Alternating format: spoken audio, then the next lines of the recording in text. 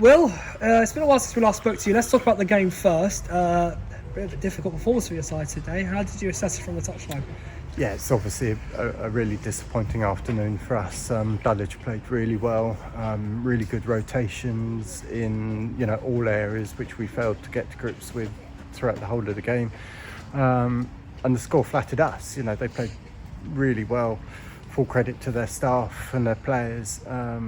But if we would have lost that game by double figures, you wouldn't have said it didn't reflect the game. I know that we had the odd chance here and there, especially in the first half where we could have gone 1-1, but I don't think it would have changed anything to do with the game. In terms of, it's our first league game in 5 weeks. Yeah. Didn't play last week. I just think we looked tired, we looked undercooked. At this stage of the season, how can you say that? We're coming into December. We haven't, we've played Stenning 2 weeks ago, who, with the greatest respect to them, are tier 6, so didn't really get out of first gear. And then we've had the game off last week. We just never got going. And to be fair to Dulwich, they were really strong and really good. So pleased for them because they worked really hard, but really disappointed with what we've done to this afternoon. Do you feel, obviously you've brought in some players recently to try and prop up the squad and obviously keep the numbers as high as possible, particularly as you're heading into a very tricky period in this month as well. How have you, how do you reflect on those changes in the squad, but also trying to implement new methods to help the team improve in the future? As you know, it's a double-sided coin. On the one hand, we've got extra numbers in now, but you saw today they just, through no fault of their own, they just haven't had long enough at the club to understand our game model, which might take them 6 months, might take them a year, so to expect them to do something within a week is impossible. And that hasn't helped us. Our central midfield pair weren't, we've still got 1 to 5 players out, which doesn't help, and we've had to bring players in, but they're going to take time to find their feet. They're going to take time to understand the patterns of which we play both in and out of possession, and it will take a bit of time. But I don't think we lacked game understanding. I felt we just lacked a bit of effort all over the park today, and a bit of energy. I feel if we would have got tighter to them all over, then we would have stood half a chance of getting the ball. But when you're 2 or 3 yards off a player and it's gone by the time you get there, you're never going to get anything out of the game. But as I say, that's part of our learning. We have to take this one, deep breaths, work out what we're going to do, work hard in training. We've got Aylesford next week. And just work really hard and try and get something out of that game, and that will take us into Ebbsfleet, who are a fantastic side. So as you say, it's a challenge, but we've got to get closer. There's no point in any of us turning up on a Tuesday, Thursday, Sunday if we're not going to get closer. Yeah. And that's got to be the challenge, so that when we next play Dulwich at their place, can we be closer than we were today? Yeah. And if we can get closer, then that's progress.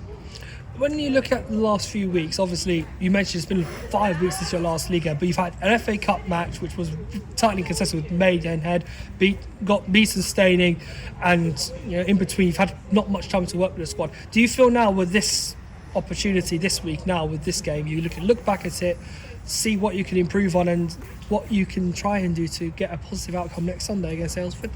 I think it certainly concentrates the minds of those. Certainly concentrate my mind on which players I think are able to perform at this level consistently and those which aren't. And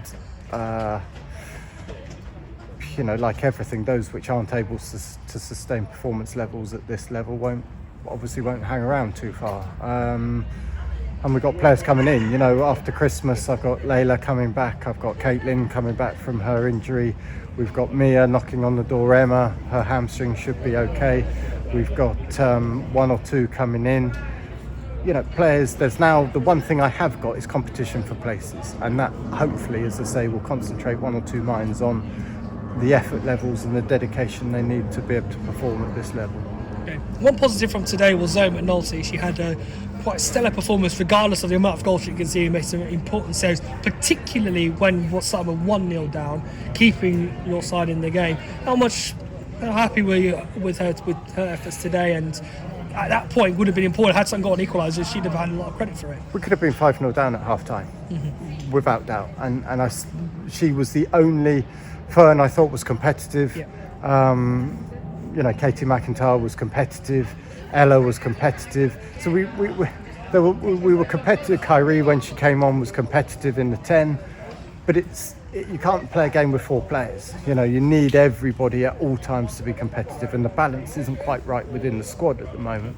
But that is something which we're working hard to address.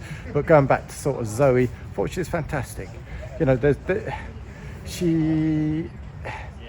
obviously, she'll be disappointed with 1 or 2 of the goals, but then she did so well in other areas that she saved us probably 5 times. So you look at the way in which she reacted, but also she's a team player. She stands up for the team and she takes responsibility for everything she does, and that's really important because there are a number of the players out there who do, and that is Sutton United. It's those who don't take responsibility are the ones who are going to find it very difficult going forwards, because they're the one which need to look at their own performance, be self-critical. We will, as coaching staff, will look at the way in which we set up. Should we have gone 4 at the back? Should we have stayed at 3 at the back? Whatever it might be, we'll look at that and we'll be critical with ourselves. We'll work on which areas we need to address clearly and urgently. But at the same time, 1 or 2 of the players need to take responsibility for their performances. Yeah, and finally, obviously, just to touch on the table, it's not a big gap, but you are, I'm sure, aware of how close it is in the middle. How much desire will you want to obviously get clear of that bottom half and try and challenge sides of the likes of Dulwich, Fulham and Dartford in the future? Make yourselves more of an established team in that top 4 picture. Yeah, it's challenging, isn't it? We're sort of 3 or 4 years behind those sides, simply because of, we were playing Greater London Div 2 or whatever 4 years ago. So we've had a rapid rise, and you get to that cut-off point, and then you have to try and recruit better and better and better.